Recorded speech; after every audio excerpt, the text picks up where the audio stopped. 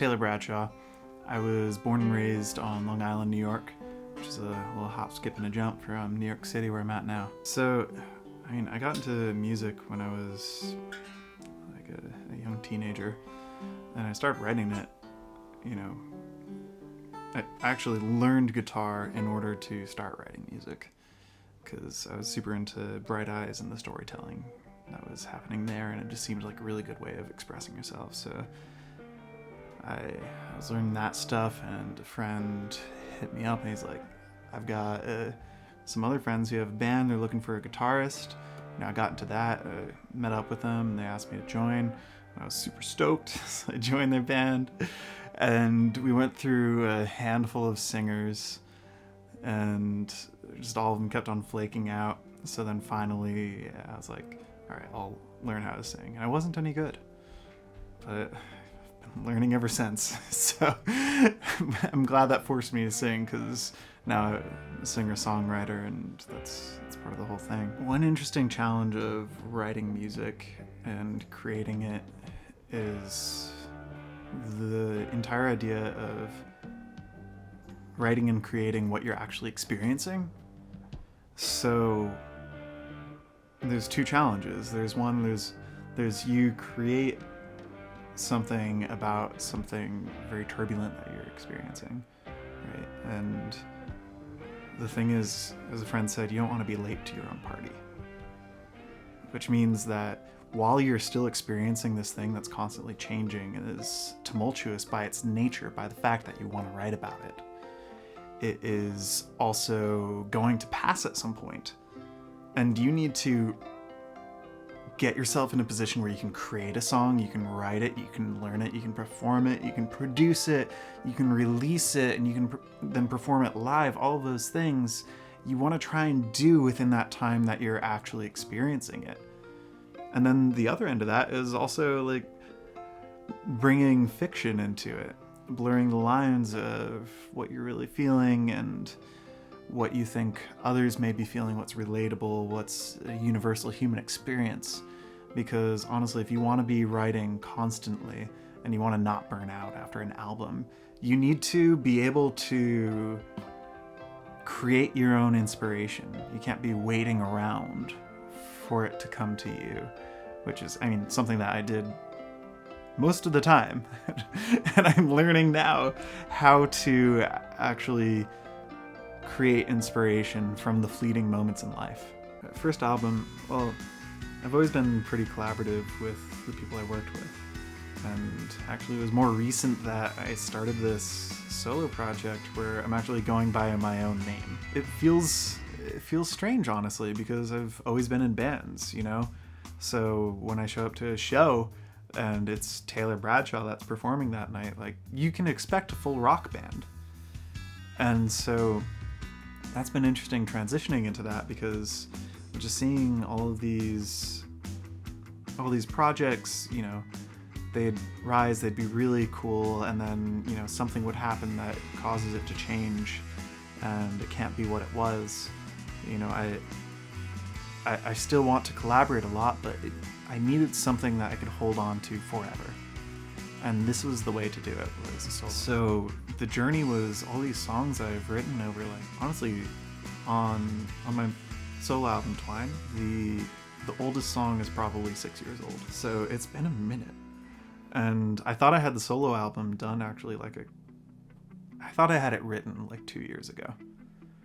And through the process of creating and trying to fine-tune those songs, I've actually shed a good 6 songs from the album as I'm writing new ones and new ones and new ones.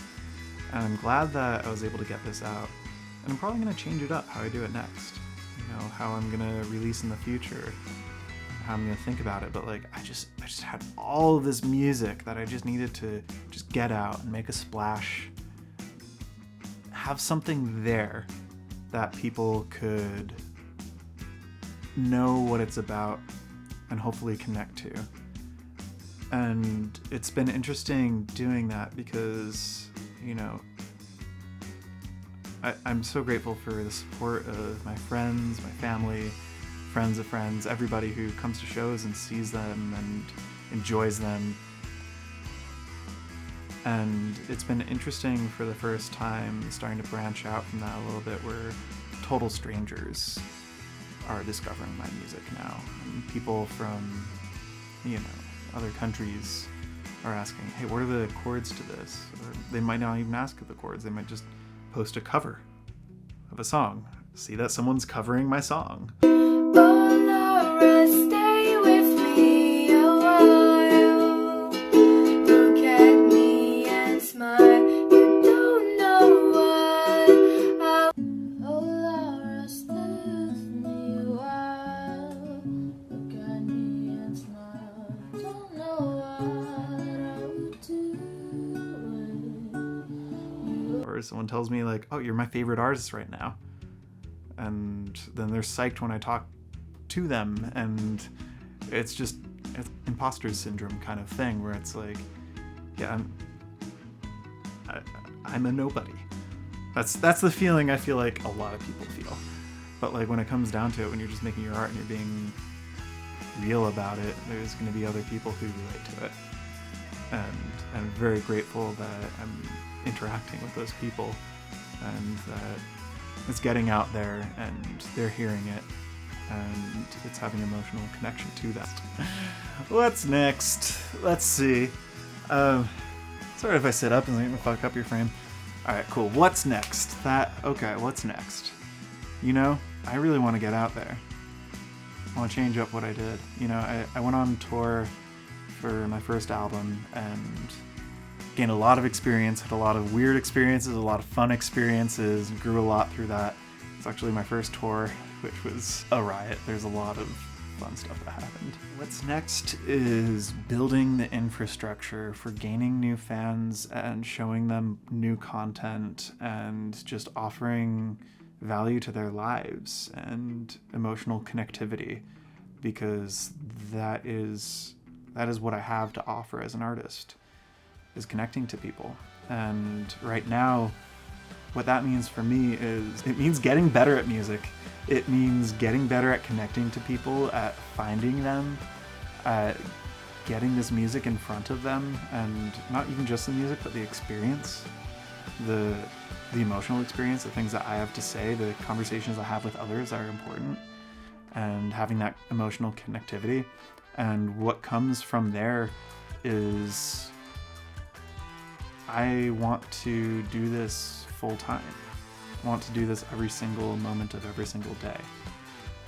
I think it's gonna take a year before I can really start making those steps where I have that ability. I think it'll maybe take 2 years before I can fully be doing this. But who knows? I'm throwing my all at this right now. And what's next? What's next is more collaboration. What's next is more video. What's next is more conversation with the people who connect with this.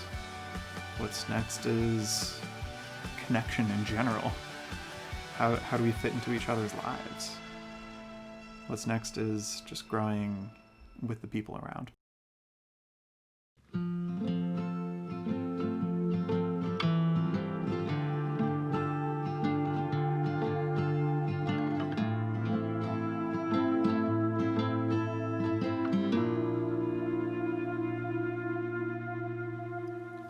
Oh, Laura, stay with me a while. Look at me and smile. I don't know what I would